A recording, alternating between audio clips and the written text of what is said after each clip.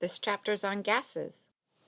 All right, so when we look at gases, we can look at remember the density of water, gram per cubic centimeter. We can do that with air just as well. Density of air is 0.001 gram per cubic centimeter, so obviously a lot less dense.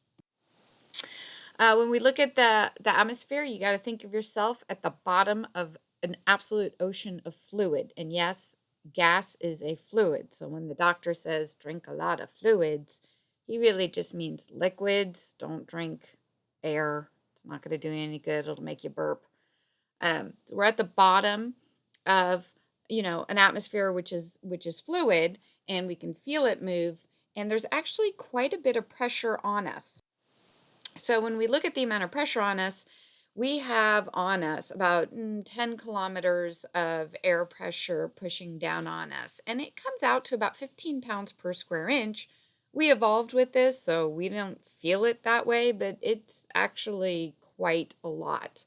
Atmospheric pressure is quite forceful, I guess I should say.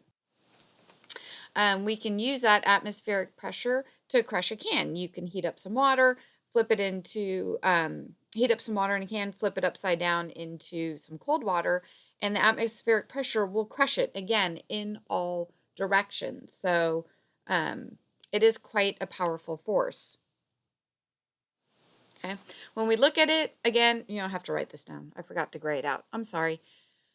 You're going to have the atmospheric pressure pushing in. You have a low amount of pressure on the inside of the can. It can't push out to support it, which is what normally keeps things from crushing the can, and so it collapses. I like this. It reminds me of the tanker in the wine industry when they let out the wine.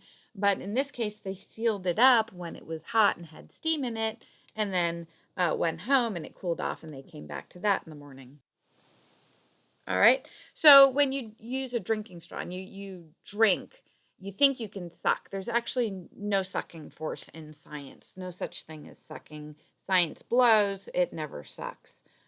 So when you think you're sucking, you're actually just reducing the pressure on the top of the straw, and then the pressure on the rest of the liquid pushing down is what pushes the liquid up into your mouth. Okay, prairie dogs captured by a giant vacuum truck with a padded bin. Yeah, I'm not even sure what to say on this one, except that that actually happens on purpose. Boyle's law. All right, here we go. Density of a gas increases as it is compressed. That makes sense. You have gas, you compress it in some way, and the density goes up. When the density goes up, the pressure also increases. Go Boyle. Okay. You can't add something to a sealed container. I don't know if you've ever tried it. You need to give an air hole so that things can go into the container. That's just a fancy way of showing that. Buoyancy in air, things float in air. Heat up the air, it becomes less dense, floats. A neutral buoyancy balloon. So you have helium to a long string, and then you let it float until it can't lift any more of the string, and then you cut it where it touches the floor, and that is neutral. It's the same idea as letting something float in the ocean. All right, Bernoulli's principle. This is where you can take a piece of paper, blow across the top, and it'll actually lift it up. It's very interesting. Has to do with conservation of energy. When we increase the velocity, it actually decreases the pressure in that area.